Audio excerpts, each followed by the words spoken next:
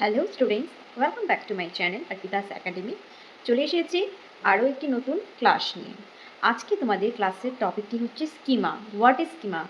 তোমরা জানো যারা ডিএলএড বা বিএড করছো তারা এই স্কিমা বিষয়টি কতটা গুরুত্বপূর্ণ, এবং পরীক্ষাতেও কিন্তু এটা রিলেটেড কোশ্চেন একটি তুমি পাবে। সো দেরি না করে আজকের ভিডিওটি শুরু করা যাক। যদি তোমাদের এই ভিডিওটি ভালো লেগে থাকে তবে অবশ্যই লাইক করবে, শেয়ার করবে তোমার ফ্রেন্ডদের সাথে, যাতে তোমার মতো তারাও অনেক হেল্পফুল হয় এই ক্লাসগুলো দেখে, এবং আমার চ্যানেলটিকে কিন্তু সাবস্ক্রাইব করতে ভুলবে না। তাহলে চলো। সো স্টুডেন্টস, দেখো আজকে আমরা করছি স্কিমা। তোমাদের তো বলেইছি। দেখো এই টপিকটি কিন্তু উপরে আমি লিখে দিয়েছি সমস্ত এক্সামেই আসে, প্লাস যে কোনো স্টেট টেট হোক দাও তোমরা, রাজস্থান টেট হোক থেকে শুরু করে সমস্ত টেটে কিন্তু এই টপিকটি থেকে একটি কোশ্চেন হলেও আসবে। তাই দেখো এই জিনিসটি কি, স্কিমা কি বলেছে, মাথার মধ্যে থাকা পূর্ববর্তী নলেজ বা জ্ঞানই হলো হচ্ছে কি স্কিমা। তোমরা দেখতেই পাচ্ছ। তো আমি বোর্ডের মধ্যে লিখে দিয়েছি, তোমরা এটা নোট করে নাও, ঠিক আছে? তো ধরো আমাদের মাথার মধ্যে আগের থেকে যে জ্ঞান স্টোর করে রেখে দেওয়া, বর্তমানেও তো আমরা কিছু না কিছু জ্ঞান নিচ্ছি, শুনছি। এই যে তোমরা যেমন এখন আমার ক্লাসটি শুনছো স্কিমা সম্পর্কিত, তো তোমাদের মাথায় তো একটি জ্ঞান ঢুকছে। এই যে জ্ঞানটি তো তোমাদের মাথায় থেকে যাবে, সেটাই হচ্ছে কি স্কিমা। কি বলেছে যে অপর ভাষায় কি বলতে পারো স্কিমাকে? সেটস অফ মেন্টাল স্ট্রাকচার বা প্যাকেটস অফ ইনফরমেশন। মানে বিভিন্ন প্যাকেটের মধ্যে যেমন আমরা একটি জিনিস রেখে দিই, তেমন এই প্যাকেটের মধ্যে কি থাকে, স্কিমার প্যাকেটে থাকে ইনফরমেশন।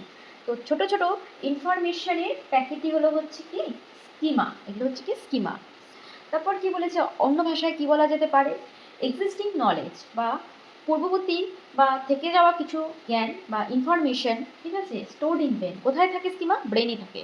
তাহলে আমাদের মস্তিষ্কে থাকা কিছু ইনফরমেশন বা জ্ঞান যেটা পূর্ব থেকেই রয়েছে, সেটাই হচ্ছে কি পাতি ভাষায় তাকে বলা হয় স্কিমা। খুবই ইজিলি আশা করি তোমরা এটা বুঝতে পেরেছো, আর ব্যাপারটাও খুব ইজি। স্কিমা আপডেট হয় অ্যাডাপ্টেশন দ্বারা। কেমন অ্যাডাপ্টেশন জিনিসটি কি?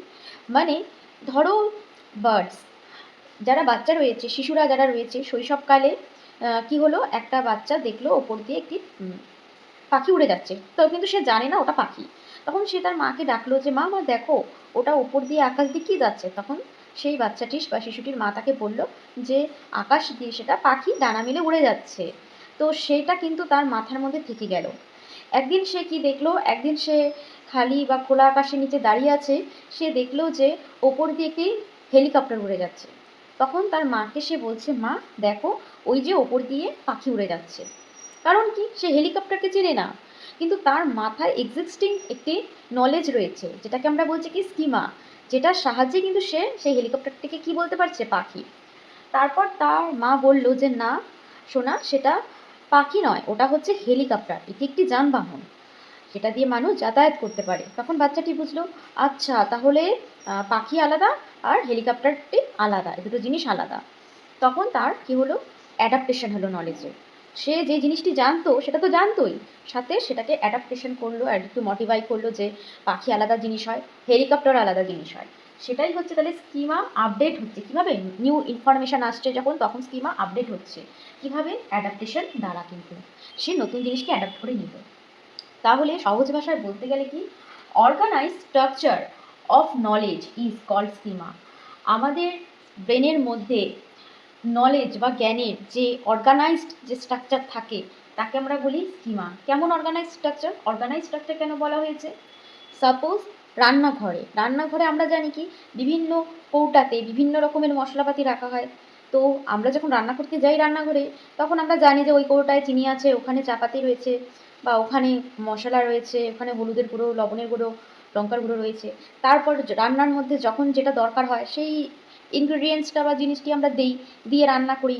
তাহলে এই যে স্টোর করা যে জিনিসগুলো বিভিন্ন জায়গায় জায়গায় স্থানে স্থানে, আর যেগুলো আমরা জানি ওখানে রয়েছে, সেইটাই হচ্ছে একরকম স্কিমা বলতে পারো। বা স্কিমাটাও এরকম জায়গা বিশেষে স্টোর করা থাকে আমাদের ব্রেনে। এক এক জায়গায় আমাদের ব্রেনের এক এক রকম ইনফরমেশন স্টোর করা থাকে, সেটাই হচ্ছে কি স্কিমা। এক এক জায়গায় ইন দ্য সেন্স, এরকম তো না আমাদের মস্তিষ্কের এক জায়গায় থাকবে একটা, এই ধরলাম আমাদের মস্তিষ্ক, ঠিক আছে, এখানে একটা নলেজ, এখানে, সেটা না। আমার বলার মিনিংটা তোমরা আশা করি বুঝতে পারছো, যে ব্রেনের ভেতরেই বিভিন্ন ভাগে ভাগে আমরা নলেজটাকে কী করি, স্টোর করে রাখি বিভিন্ন রকম, তাই তো।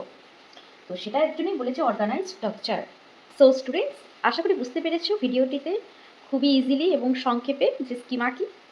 এভাবে আমি ভেবেছি একটা নতুন সিরিজ স্টার্ট করব, যেখানে খুবই সংক্ষেপে টপিকগুলোকে ইজিভাবে তোমাদের বুঝিয়ে দেবো।